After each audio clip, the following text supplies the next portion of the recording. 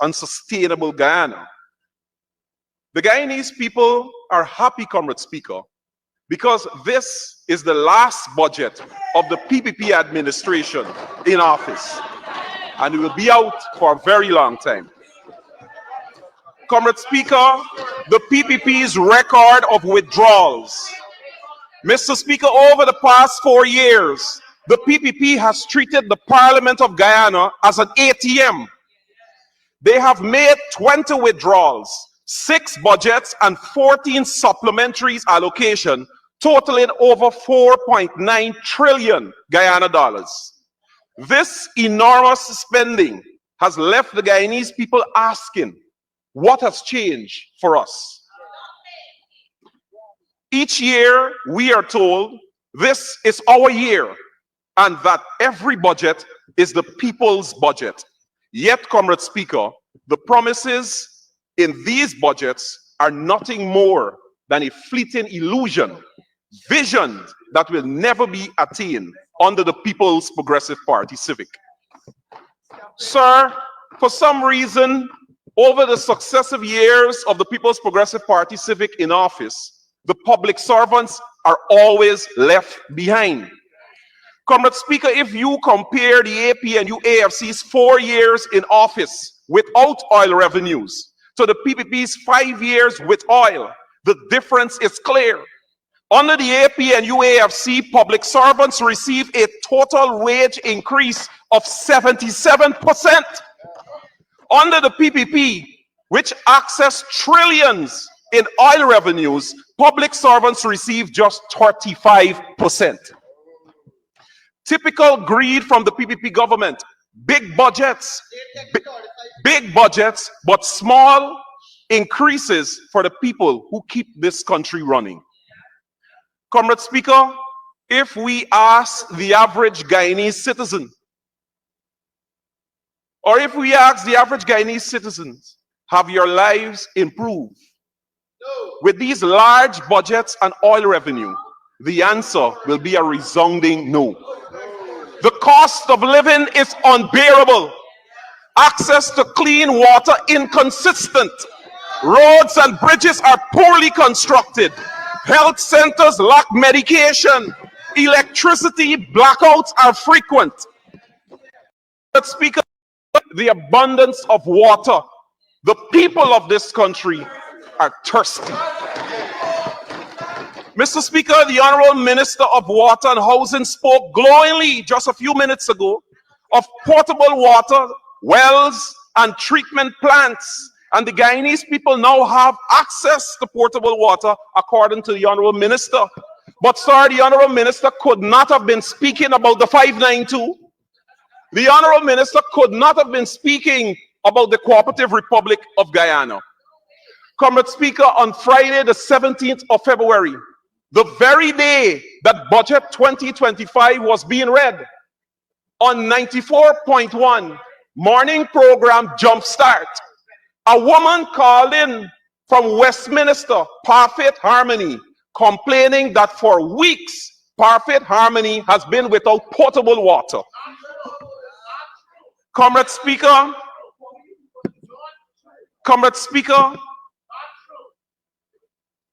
the caller story opened the floodgates, and citizens in communities across the country took to social media, highlighting the fact that water coming through their taps are smelly and dirty. Water they cannot drink, water they cannot use to wash clothes, and water they cannot use to wash their yards. Now, Comrade Speaker, we are about to pass a budget of $1.3 trillion in the fastest growing economy in the world, and the average Guyanese citizen can't get portable water from their taps. The water is so bad that they cannot even wash their yards. A little bit on health, Comrade Speaker. Mr. Speaker, under the David Granger administration, patients across the country were provided life-saving dialysis treatment free of cost at several centers, including the New Amsterdam Hospital. However, sir, when the PPP took office in 2020, this program was scrapped and replaced with a private partnership that imposed a fee of $24,000 per session. Patients are now required to pay out of pocket $12,000 for each session, with 3 sessions per week needed, Comrade Speaker, amounting to $36,000 weekly or $144,000 monthly. Comrade Speaker, the devastating result is that over 45% of the patients who receive this life-saving treatment, previously free of cost before 2020, are no longer with us. Not because they sought treatment elsewhere, Comrade Speaker, but because they are dead. Mr. Speaker, one such patient, whose name I cannot disclose out of respect for his family's privacy, was a water vendor, a man who supplied water for residents in the New Amsterdam and surrounding communities. He expressed that he simply cannot afford $36,000 per week for dialysis treatment, and he has a family to feed and bills to pay. Forced to prioritize the well-being of his wife and children, he was unable to continue treatment. Tragically, Comrade Speaker, 4 months ago, this man died. Comrade Speaker, on youth, the young people of Guyana are our future.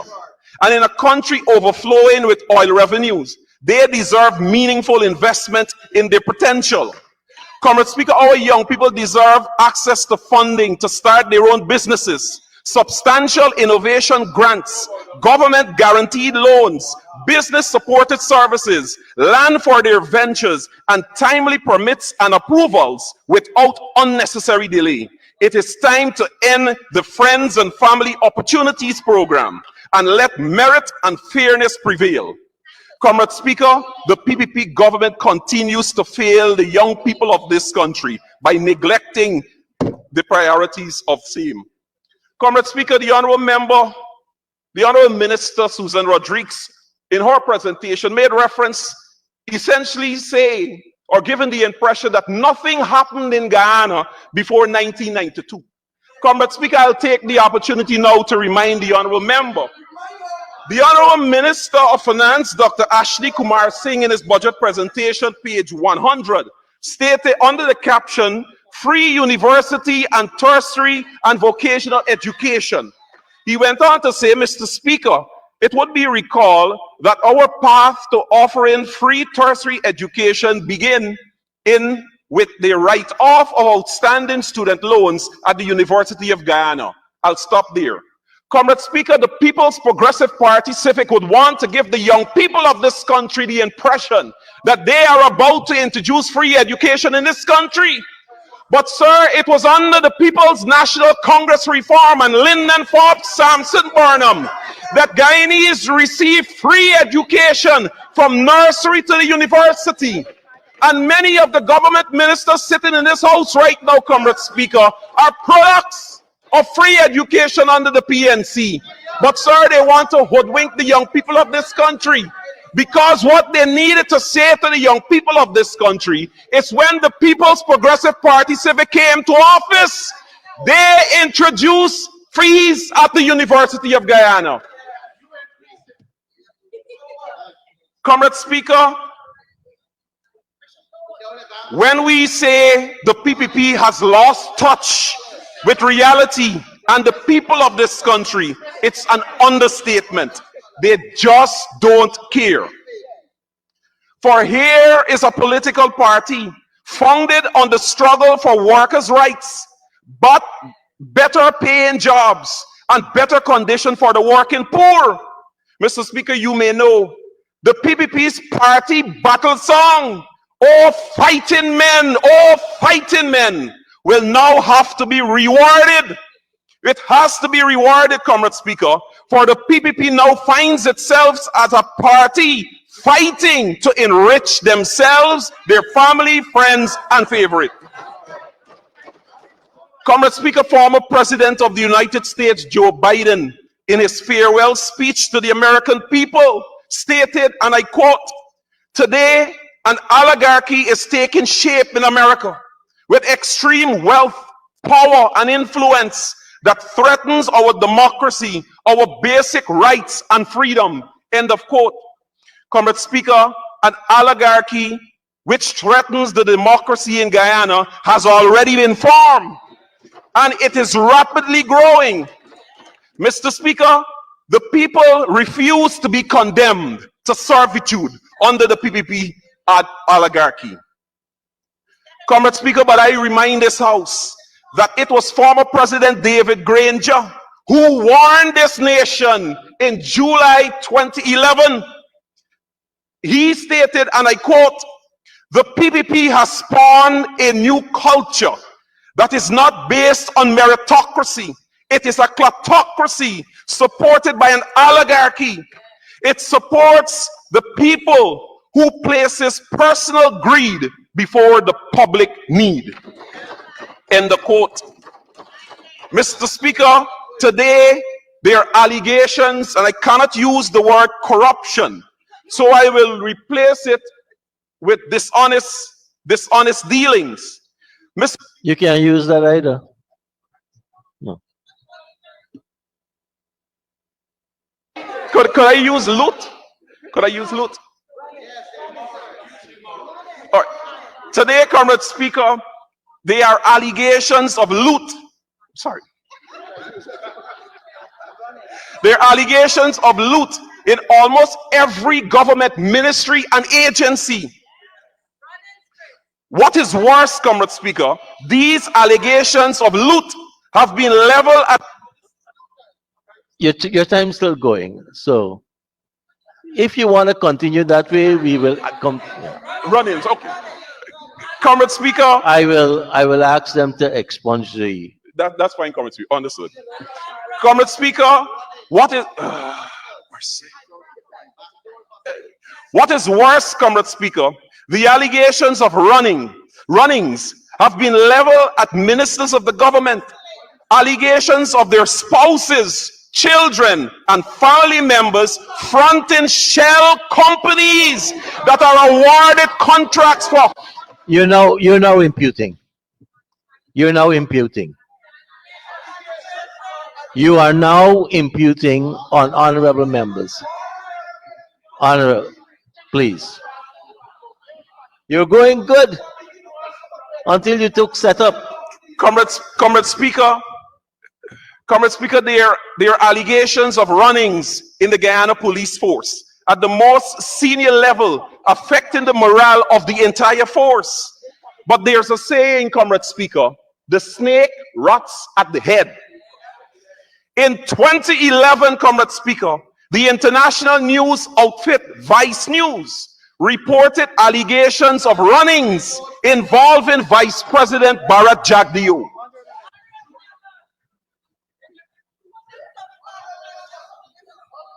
Honorable members, there are standing orders with respect to imputing and also referencing, and I would not allow it. You have 2 minutes on your original 15 remaining. There's also a standing order with respect to repetition, and we've heard that over and over again. Go ahead. During Guyana's appearance before the United Nations Human Rights Commission, the UN Human Rights Committee member Lawrence Helford stated, and I quote, "The committee is aware of public frustration, for example, the failure to investigate reports of runnings by the name individual I mentioned before. The committee also notes allegations of runnings in the Guyana police force and the judiciary." End of quote.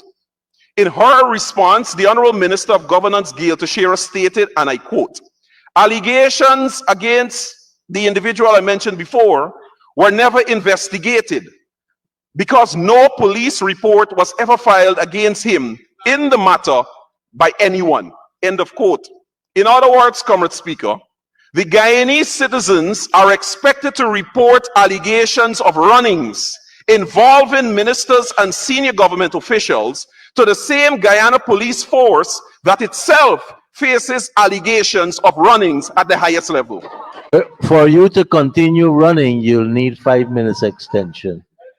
Mr. Speaker, I move for the honourable member to be given 5 minutes to complete his presentation. Thank you, Honorable Member Mai Paul, Honorable Member Mr. Jones. I think you could now leave off where you're running to and continue on where we should. Thank you, Comrade Speaker. Comrade Speaker, parliamentary committees play a crucial role in any functioning democratic system. They enhance the efficiency, accountability, and transparency by facilitating in-depth investigation of issues, policies, and legislations. Take tasks that cannot be thoroughly addressed during regular parliamentary sessions due to time constraint. Comrade Speaker, the Ministry of Governance, headed by the Honorable Member Gail Teixeira, organized a human rights and anti-runnings expo on the 9th and 10th of December 2024. The minister stated, and I quote, "We are trying to create resilient institutions that have the capacity and the competency to reduce runnings, to not only prevent and reduce it, but to also uncover it and prosecute it." End of quote. One such committee, Comrade Speaker, that plays a critical role in this regard is the Public Accounts Committee of the Parliament of Guyana. The committee examines the accounts detailing the appropriation of funds granted by the National Assembly for public expenditure, as well as accounts referred to it by the Assembly alongside the Auditor General's report. Comrade Speaker, the Honourable Member Gail Teixeira, a member of the Public Accounts Committee, has overseen the decline under the HARP PPPC administration. Over the past 4 years, these are the meetings of the PAC. In 2021, the Public Accounts Committee of the Parliament met 25 times. In 2022, it met 21 times. In 2023, only 11 times. And by 2024, the number dropped to just 9 meetings for the entire year. This, Comrade Speaker, is as a result of a resolution piloted by the Honourable Member Gail Teixeira and passed by a 1-seat majority. Nothing better can be said of the other committees of Parliament, Comrade Speaker. In my budget speech in 2024, under the caption Governance, I highlighted the highly egregious situation with the committees headed by members of the government. Comrade Speaker, nothing has changed, and which flies in the face of Article 13 of the Constitution. Comrade Speaker, during the 2020 elections campaign, the PPP frequently emphasized the importance of constitution reform. In their manifesto, they promise, and I quote, "We will ensure that the Committee on Constitution Reform advances its work through nationwide consultation, following the model used in the past, comprising half the members of the civil society and equal representation from government and opposition." Comrade Speaker, this committee is headed by or chaired by the Honorable Attorney General Anin Andalal. In 2023, this committee never met, never held a single meeting. And in 2024, after I highlighted this fact, the committee met once. Comrade Speaker, quickly on foreign relations. My God, mercy. I'll close with foreign relations, Comrade Speaker. We saw, oh my God.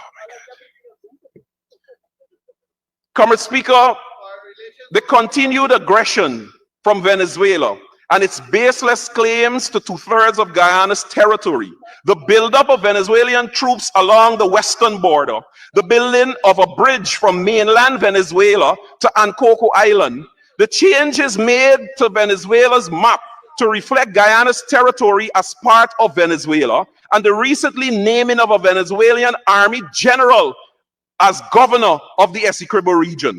The Foreign Relations Committee, Comrade Speaker, for the year 2024 held only 1 meeting, Comrade Speaker.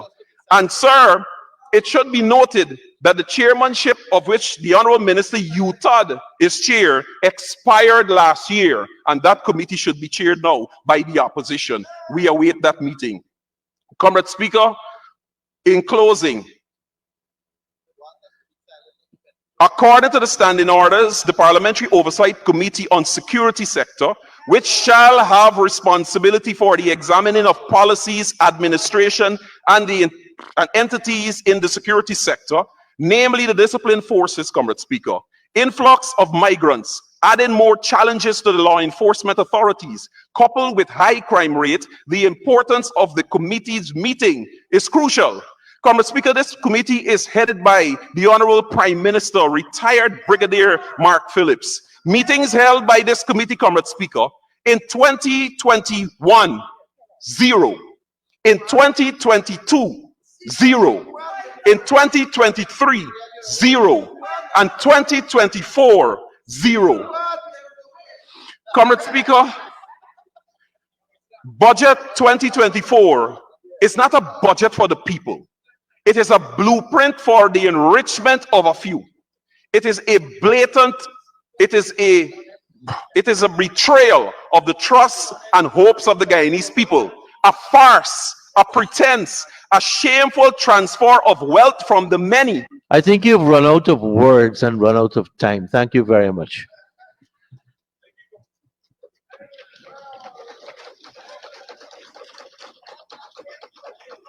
And now for the Honorable Parliamentary Secretary, the Honorable Member, Ms. Sarah Brown.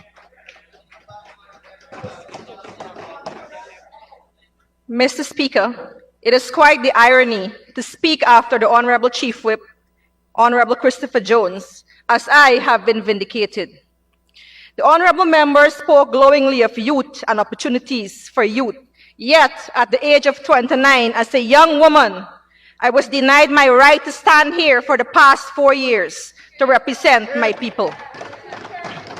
So today, Mr. Speaker, I rise with pride and honor to wholeheartedly support and endorse Budget 2025 as presented by Honorable Dr. Ashni Singh to the National Assembly under an appropriate theme, a secure, prosperous, and sustainable Guyana. Budget 2025, like every other PPPC budget, lives up to expectations, and its passage will ensure that every single commitment made in our manifesto is fulfilled, and it proves to all Guyanese that we are a government and a party to be trusted, unlike the APNU AFC, who failed in living up to their promises in 5 years, much less 100 days. Quite the opposite to us on this side of the House. Mr. Speaker, firstly, I must commend His Excellency Dr. Mohammed Irfan Ali and his entire cabinet, the President and his entire cabinet for ensuring. Honorable Member, I determine how it is used. Honorable members, you can stay away from that and talk about your regime or your government. Mr. Speaker, I believe I'm going to have to write a long memo on this issue because the President... Honorable Minister, you're standing on a point of order.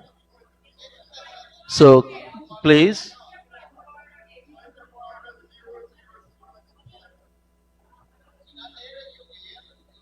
As well as Mr.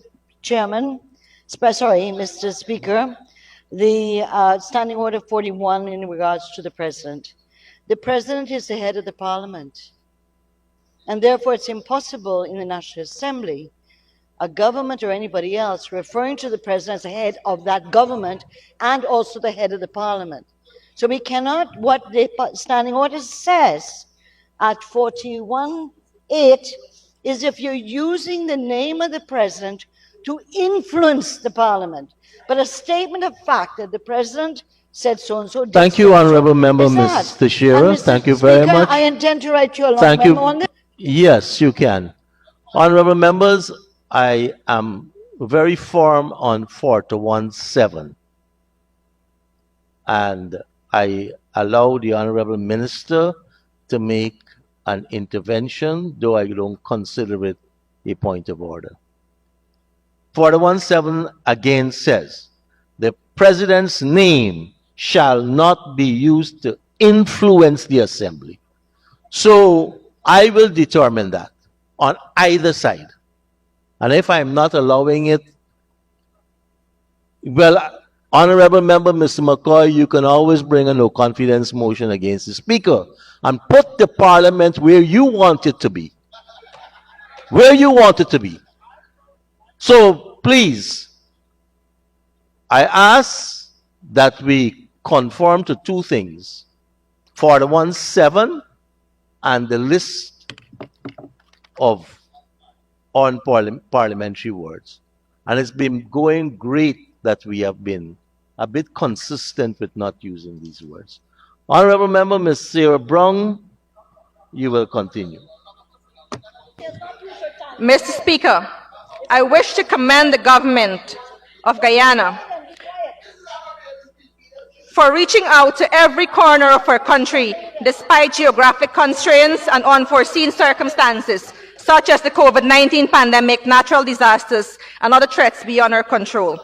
Mr. Speaker, like everything else, when the PPPC presents a budget, it is not crafted by hearsay or guess. It is crafted after consultation with real people, being on the ground, engaging with communities, and listening to what is important to the people.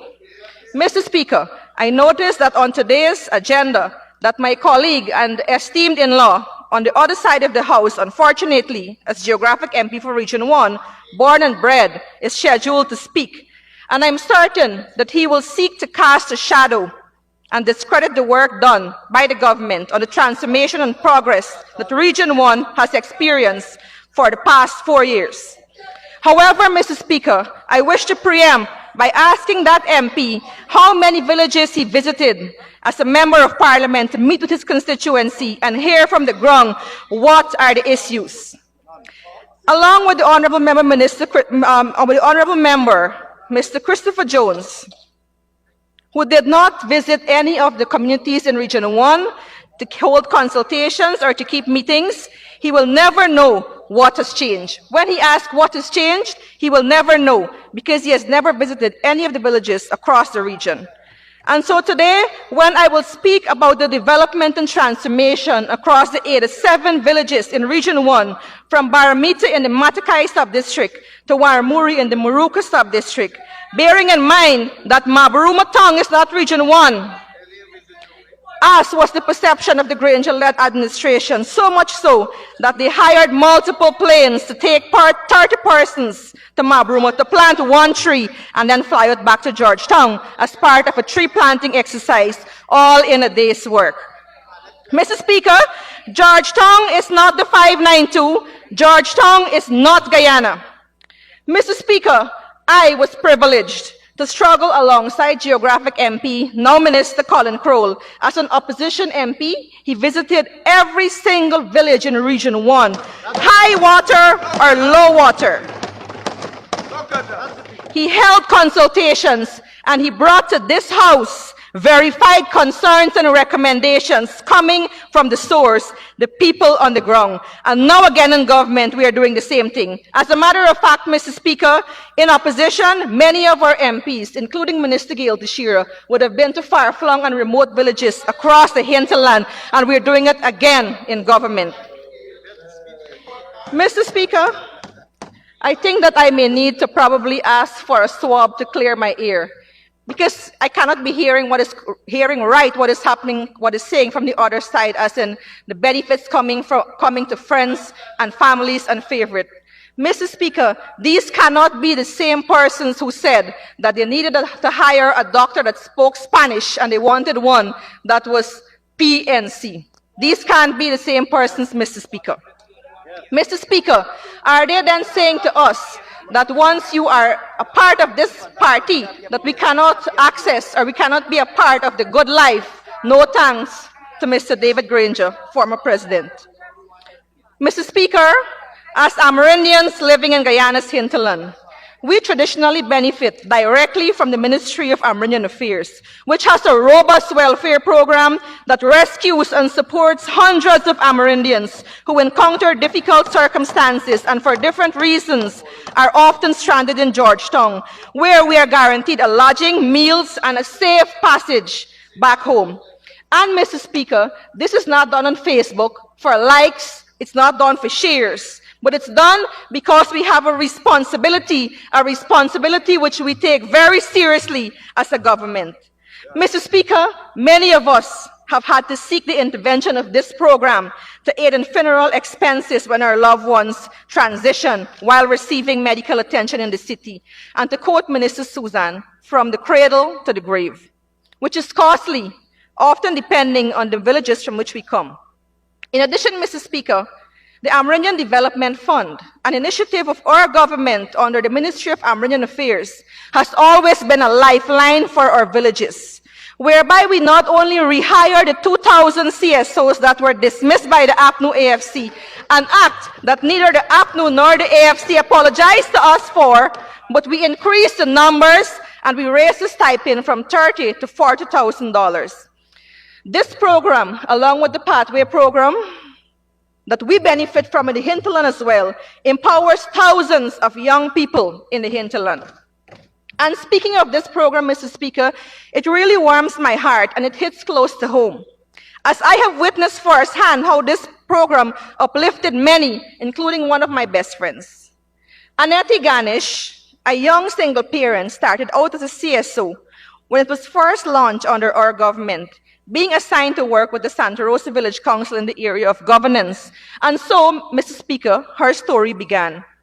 When APNU took office, along with 2,000 others, she was dismissed, but she didn't give up. As an empowered youth, she contested in the village elections and was elected as the area councillor for her area. And today, she's serving as a community development officer, working with village councils to transform their communities. Mr. Speaker, there are many untold stories, and this is the hope, the light at the end of the tunnel that was taken from us when they disbanded this program. A starting point, a hope that we restored when we took office once again. Mr. Speaker, the MP on the other side will not tell us of the $1.633 billion in carbon credit transferred to us in Region 1 in 2023. And the $1.658 billion in 2024 to support villages, whether in livelihood, economic projects, or other projects as given by the villages. Mr. Speaker, to many, this may just sound like a large sum of money. But for us, it is transforming our lives every single day and uplifting us to new heights. For Parkees alone in the Moruco Sub-District in 2023, electrical cables were installed in 84 homes, and for the first time, they were able to access electricity generated to complement the solar panels we give to every single household in the hinterland. And still, they had monies left over for food security and agriculture projects. And in 2024, they invested in livelihood projects to make their lives a bit easier. Let's turn to Mabaruma. In Batero, for example, home to Honorable Ronald Cox. In the first year, they developed their sports ground, purchased a 60 horsepower outboard engine, invested in the women poultry farm and a housing development project. And last year, they continued the housing development program. Barabina Mabaruma, the first year they bought a bus, 100 water tanks for residents, wired homes so persons can have access to power, and establishing a food processing plant and establish a nature resort. Barmita, for example, in the Matakai sub-district, they invested in a wood miser, an ATV, and a poultry project, and they're yet to spend their 2024 carbon credits money. Mr. Speaker, I only spoke on 4 villages and highlighted 17 projects funded by carbon credits. Just imagine what is happening in all 87 communities in Region 1 alone. Mr. Speaker, I have said it before, that I am one proud Locono, sitting on this side of the House, among the best, to help right the injustices, bring relief, and help to rebuild after 5 years neglect under the APNU AFC that took us back to a starting point, which was expected, since even before assuming office when they held a parliamentary majority for 3 years, they used it, Mr. Speaker, to slash the ADF from the budget, knowing fully well that we depended on this intervention to enhance our communities. Mr. Speaker, what to expect from someone who calls us greedy for wanting our own lands, and in the same breath tell us that if we want more lands, we should not benefit from oil resources. Mr. Speaker, we are still awaiting an apology. No surprise, we aren't going to get one. But Mr. Speaker, better is here on this side of the House. Mr. Speaker, I'd like to quote His Excellency, I didn't call his name, on the occasion of Amerindian Heritage Month 2020, when he said, "My government takes its obligation seriously to ensure that the benefits derived from oil and gas resources in the coming years are equitably distributed among all of our people." Mr. Speaker, we got our lands, we were given direct transfers from carbon credits, and we are benefiting from oil and gas under this government. We are benefiting from new schools, new hospitals, enhanced and new infrastructure. Yes, we are benefiting from $55,000 per child in school this year. Mr. Speaker, ophthalmologists are visiting every community to ensure that children and the elderly, their eyes are tested and they're given prescription lenses. Mr. Speaker, updated textbooks are arriving. The hot meal programs are thriving and they're expanding. Pensioners have gotten their increase, Mr. Speaker. In 2024, 2,642 pensioners received their pension and 6,679 received the public assistance. Mr. Speaker, adults over 18 are getting their $100,000 cash grant. COVID grants were issued. Flood relief was given. And we will be benefiting from the measures in Budget 2025, including free university education. What y'all could tell us in this one Guyana? Honorable Member Mr. Jones, as Director of Youth, how many playfields or youth groups have you supported in your tenure in the hinterland? None. I'd like to report that our government supported over 200 villages in the hinterland in playfield upgradal or support to young people. Mr. Speaker, they claim to love public servants, but they took away the cash grant to school children, the bonus to discipline services, they taxed water and electricity, education, and medical supplies purchased by public servants. They deny them the right to access a house lot, to buy a motor car, and in 5 years, they impoverish public servants, Mr. Speaker. We are giving free university education, and national service is not a requirement. The APNU AFC increased admin fee and tuition fees, and then they claim that they have love for the UG students. Mr. Speaker, I can safely say that every single sector is working in overdrive to ensure that we are in a better position. And this is as a result of putting the task in the hands of young, fit, and proper leaders compared to a geriatric cabinet. In Region 1, 17 new schools were constructed or are under construction, including Hosororo, Kebano, Warmuri, and Matthews Ridge. In Region 1 alone, from 2020 to 2024, we trained 328 teachers. In health, the Kamaka District Hospital at once had Panadol secure for every ailment under the APNU. And let's not forget the AFC, you were a part of this too. They are now performing life-saving surgeries and offers many services which will soon be enhanced with the construction of a brand new state-of-the-art facility. And similar developments are ongoing across the region. We introduced telemedicine capabilities in far-flung communities such as Pawaikuru, Tasuwini, Imbatero, Warapoka, Blackwater, Savannah, just to name a few. Ministry of Agriculture, the entire Muruka River, as I speak, it's currently being dredged as requested by residents to make our lives easier. 52 shade houses were constructed across the region, and 200 acres of citrus are currently under cultivation, while agro-processing facilities were constructed in Kamaka and White Creek in the Mabruma Sub-District. And how could we forget, Mr. Speaker, the MV Militia, a manifesto commitment fulfilled. And Mr. Speaker, this only scratches the surface. Mr. Speaker, I am happy to report that most of the ICT hubs across the region are up and it's functioning. And we can now access free Wi-Fi and the Gold Online Scholarship, which many of us has taken up. Mr. Speaker, a few days ago, I was chatting with a young lady from my village and proceeded to ask her about her employment status. She said to me that she never applied for a job because she doesn't have CXC.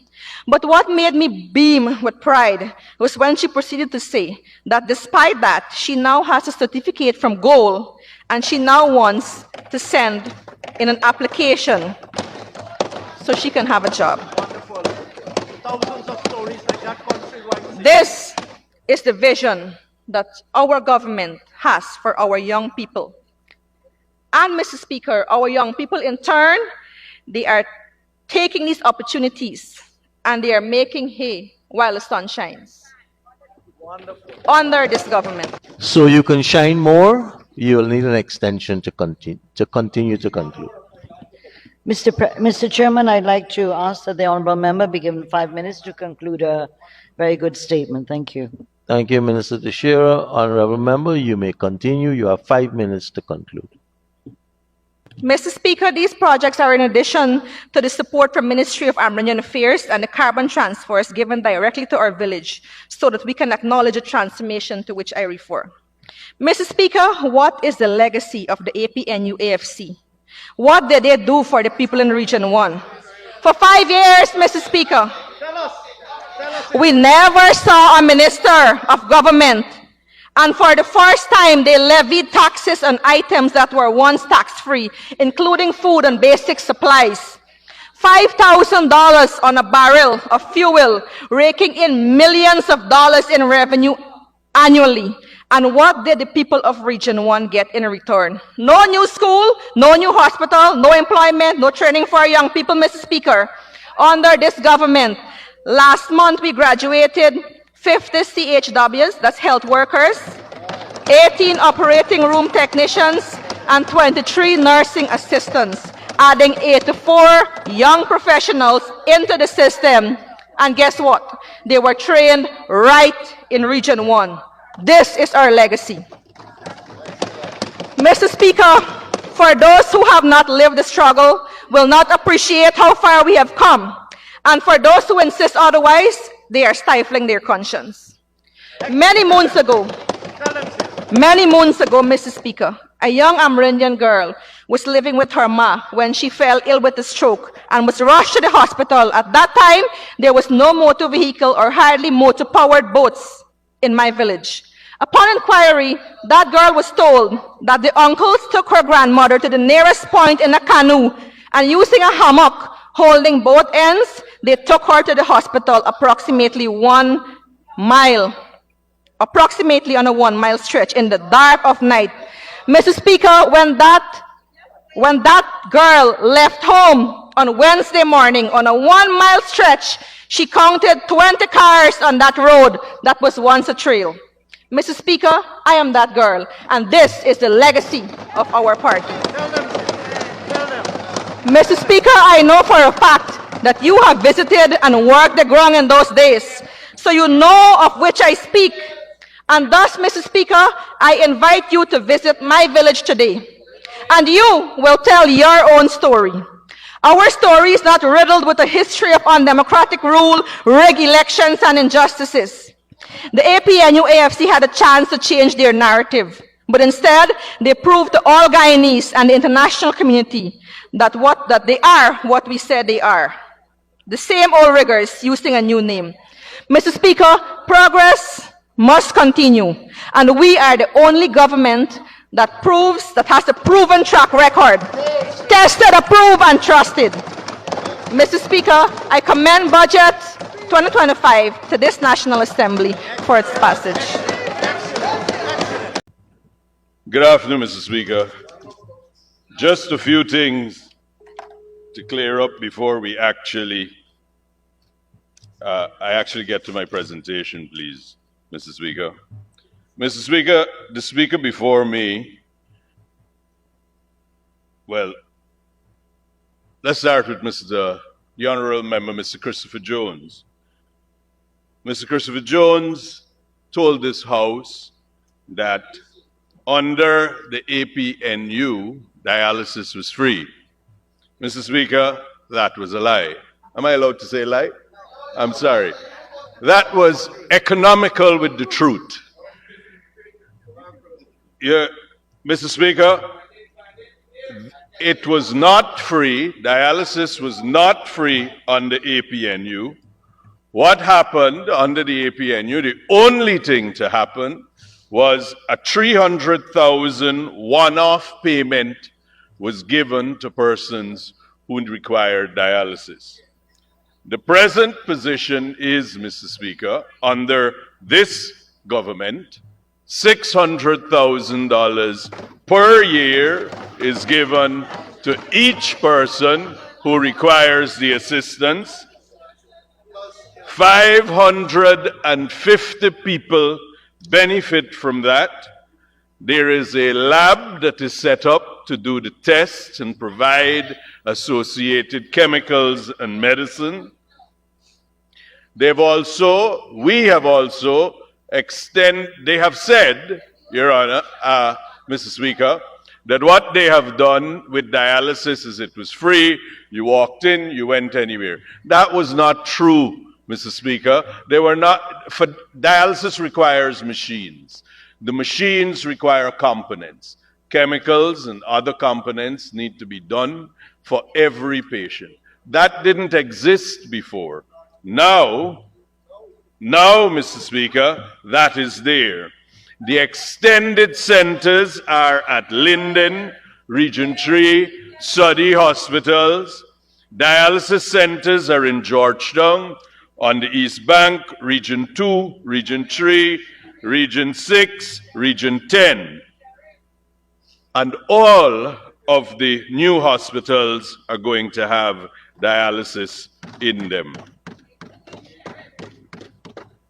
Mr. Speaker, the thing about this is this was published. The centers, the assistants, the places that people could go, the people who needed assistance, this was published in the newspapers. Mr. Speaker, we then get to a very bold statement from the Honorable Member, Mr. Jones, as it relates to free education at the university, and about how much they love young people and how much they prefer education. Yet, Mr. Speaker, when it came to fees at the university, the coalition government, APNU-AFC, raised university fees by 35%. That is a fact. The University Council subsequently met, and 10% and more was what the administrative fees were raised by.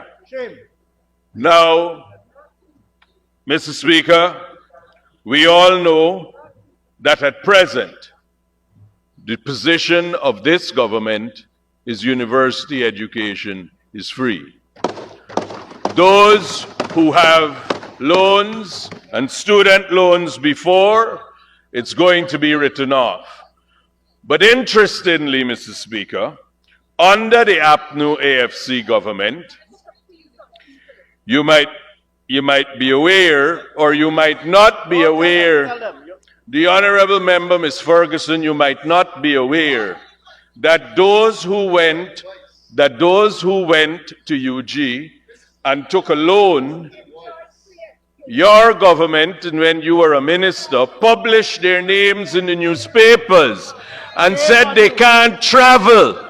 But you wouldn't know that because you got funding and a scholarship, apparently, to study overseas. So you wouldn't know about those who had to go to UG. You wouldn't know. You went. But didn't you have money to go and study a master's outside of Guyana? So you wouldn't know. So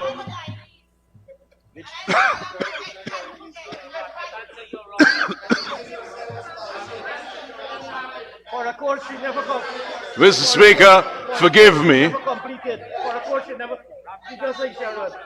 But allow me to state that I support Budget 2025 so expertly presented to this House by the Honorable Senior Minister, Dr. Ashni Singh. Allow me to thank the Honorable Minister, his staff, and indeed all of the members of Cabinet and their staff for presenting a budget that is significant. Mr. Speaker, it is worthwhile to not only commend the budget, but to reflect on it. The significant progress we as a nation have achieved under this government, the PPPC government, over the past 4 years. We are now witnessing right before our eyes, Mr. Speaker. Honorable Member, Mr. Dattin, I stopped the clock. And I want to refer to Speaker Ramkaran decades ago. There are two words that are popping up quite often in the interruptions. One is cry of shame, and I just heard nonsensical, and the particular person who said nonsensical was also shouting thief many times. So please, we only have a few speakers to go, and let's see if we can continue with the efficiency that Geeta Chandan, Edmund, the Honorable Member, and Jureta Finance concluded their presentation.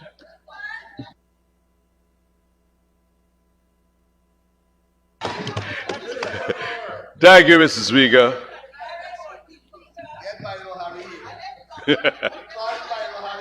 Mr. Speaker, we are now witnessing right before our eyes economic transformation that positions Guyana on an upward economic trajectory that we have never seen.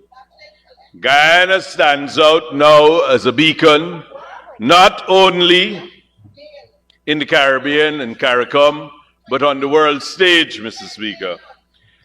The accomplishments that we have achieved, Mr. Speaker, were all promised in the 2020 PPP manifesto. They are not milestones, Mr. Speaker, more markers, more symbols of all that has been achieved and what keeping your promises look like. Tangible results, visionary leadership, sound governments, a deep commitment to the people of Guyana. Now, Mr. Speaker, we have to compare it with what went before. So, if we look at stable economic growth in this country, Mr. Speaker, Guyana has unprecedented economic growth and continuous over the last 4 years. Mr. Speaker, it is driven principally and in large part by our petroleum sector. Revenues are carefully managed and spent to improve our infrastructure, but it ensures that there is sustainability and development of the nation through the National Development Fund. In this regard, Mr. Speaker, under the leadership of this government, we've taken control of the petroleum sector to ensure its growth. We have passed new legislation. The most important one, perhaps, if I dare say, is the Local Content Act. The introduction of the Local Content Act, Mr. Speaker, was putting into law measures that protected our citizens. What existed before it?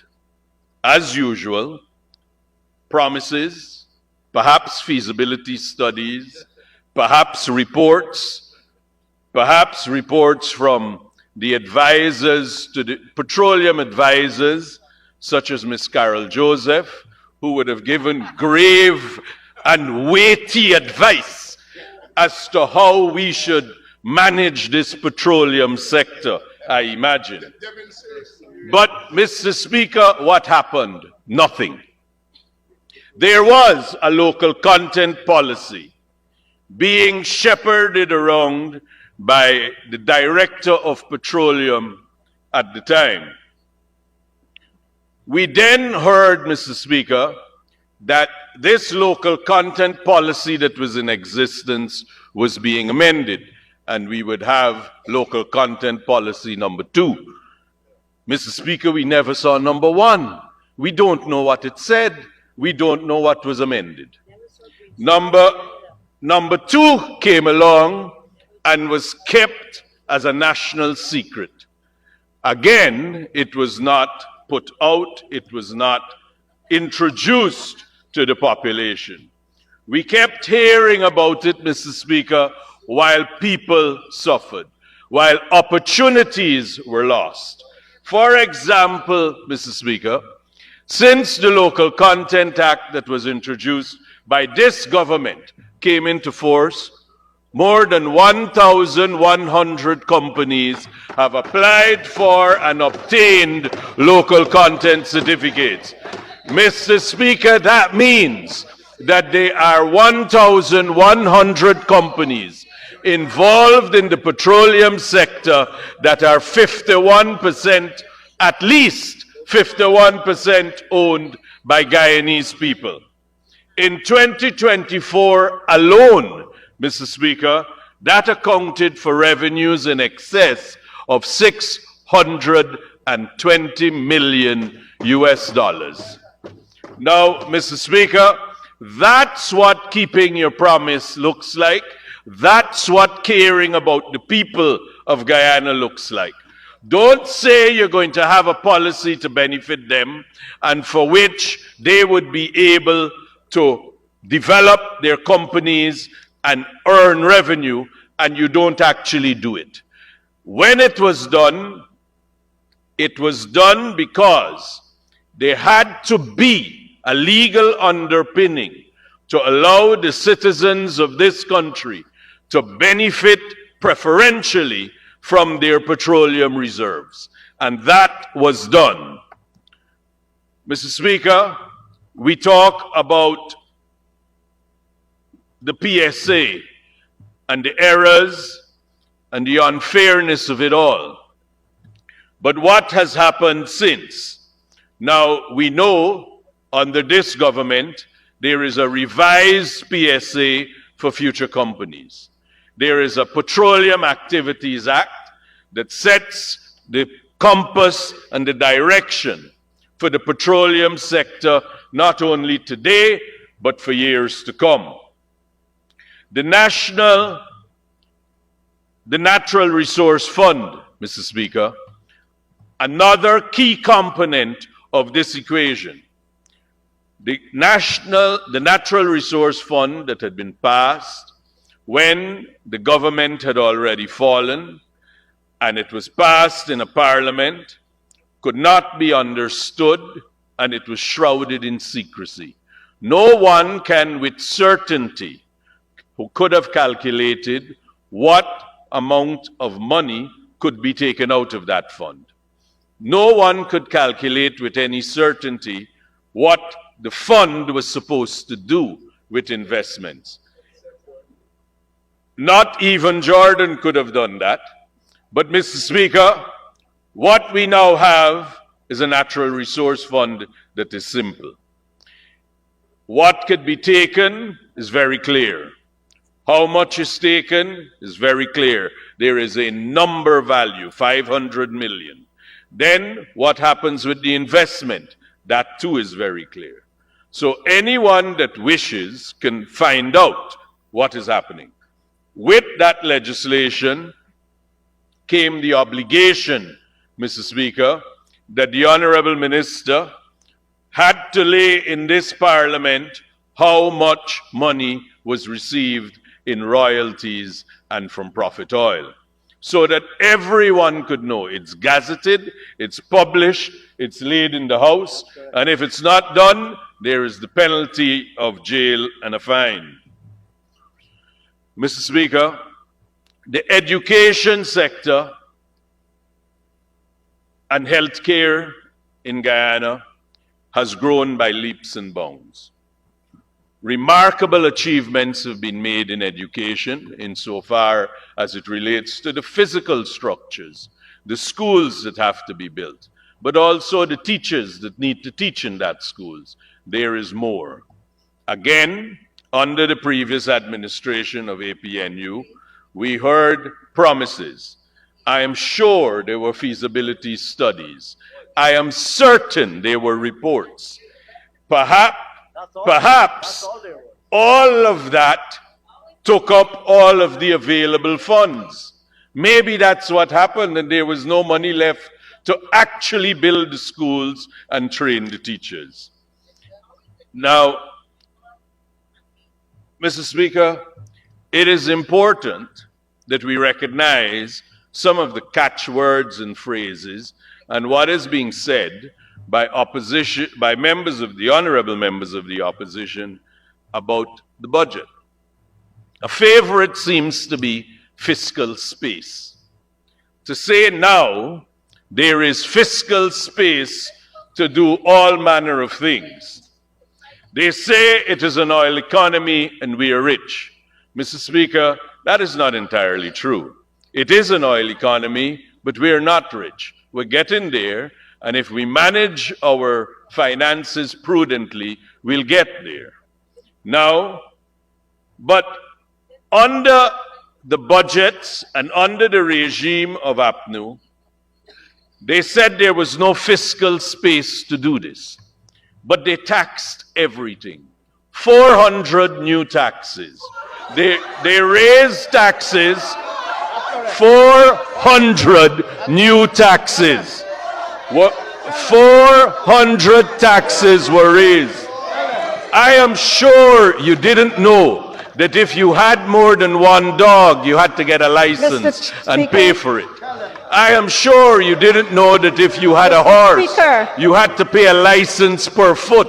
I don't know why it was per foot, but assuming all horses have 4 feet. But this was it. You sold newspapers on the corner. You needed a license. Honorable member, I have the honorable member, Ms. Fowler Lawrence, on her feet. Thank you, Mr. Speaker. Mr. Speaker, the present member on the floor has referred to the previous government raising some 400 taxes. I'm asking, Mr. Speaker, that the honorable member lay over in this house these 400 taxes that have been raised by the previous government. Honorable member, you stood on a point of order. Yes, you Mr. Speaker. I waited for you to say what that point of order is. Or 4 to was. 1, Mr. You Speaker. could put that in a question, but as I understand it, he is saying that if you put a tax on a dog, that's one tax. If you put it on a horse, No, Mr. But- Speaker. but you were explaining your 400 taxes. Let him lay over in the house. Indeed, Mr. Speaker, and if I could explain it more. So what happened was, again, Matt's being the very, very strong point of the opposition. Mr. Speaker, they made amendments to the laws that took into account all of the licenses that existed. They took into account, even if you had a gate, you needed a license. So perhaps the honorable member will pay a little less. I heard she took back her gate. But, Mr. Speaker, you had all of these measures because all licensing was raised. So all of them were raised by a percentage. Mr. Speaker, when the PPP came back into power, it was all reversed. All of it was reversed. More was reversed. We took away VAT on water, we took away VAT on electricity, we took away VAT on education. All of that was done. That's not included in the 400. So, Mr. Speaker, again, we're facing a startling thing that occurs in this House with regularity. The attempt to rewrite history. The honorable member before me said CSOs were not fired. Rewriting history. It's a fact. This is a fact. They were fired. Mr. Speaker, it's rather simple. Today they had a job, tomorrow they didn't. They were fired. And comes to this house and says they were not fired, or oh, they were somehow connected to a political party. They were fired. That was the truth. The attempt, the continuous attempt to rewrite and gloss over history is astonishing. We'll soon hear about the election. What is astonishing is you have completed your time, including the interruptions. You need an extension. Mr. Speaker, I'd like to ask my honourable member be given 5 minutes more to conclude his presentation. Thank you, Minister Teixeira. Honourable member, you may continue and conclude in 5 minutes. Thank you, Mr. Speaker.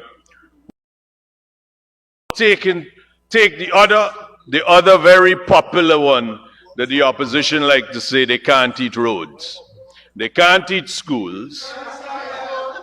So they need to understand how development works. I understand that they don't have the capacity to do so. Perhaps, but it's simple. You see, what happens is this. The roads are built by people, human beings who go to work. Those people who go to work earn a salary. With that salary, they can take care of their family. They can put food on the table. Coming back to the whole issue of fiscal space, and among the things that the APNU AFC government did when they were saying about fiscal space, they fired they closed down the sugar industry and fired all the workers. They took all the CSOs, but they still spent about $150 million a year on food. They still spent that money, and they said they didn't have fiscal space. Mr. Speaker, the comparison of the side that will make promises that they will never deliver. Instead, they will do reports. They will do commissions of inquiries. They will do feasibility studies. They will do nothing actual.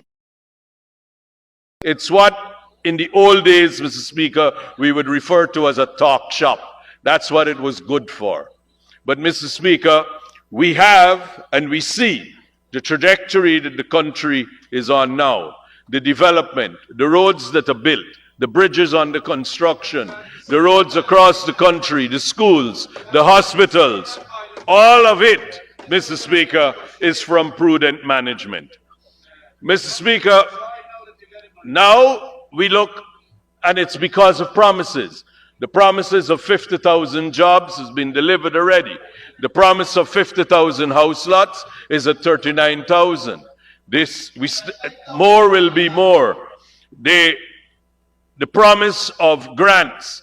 Again, the APNU AFC come here and they say, and they want to promise that they love people and but they did away with the cash grants. The cash grants are back. Other cash grants are in place. We have, Mr. Speaker, promises of all sorts that are being made. But when APNU AFC was in government, not one single promise was kept. There is not one infrastructure project that was undertaken in this country during that 5 years that they can point to. So, Mr. Speaker, we then have a very simple equation. There's one side that will have a talk shop and promise everything. There's another side that will deliver. Arguments are made, and continuous arguments are made about the gas to energy project, for example, saying they want a feasibility study for what will be done and how much it will be. Mr. Speaker, they fail to realize how commerce works, how industries are built. With a gas energy project, energy that is much needed in the country will be provided. There will be, along with that, industrial and commercial applications for which energy will be cheaper. It will make us more competitive. It will build sectors. Mr. Speaker, when the questions are being asked, why do this? Why do that? And you should do this. We have to remember they were there and they did nothing. Mr. Speaker, permit me with those few words to commend Budget 2025 to this House.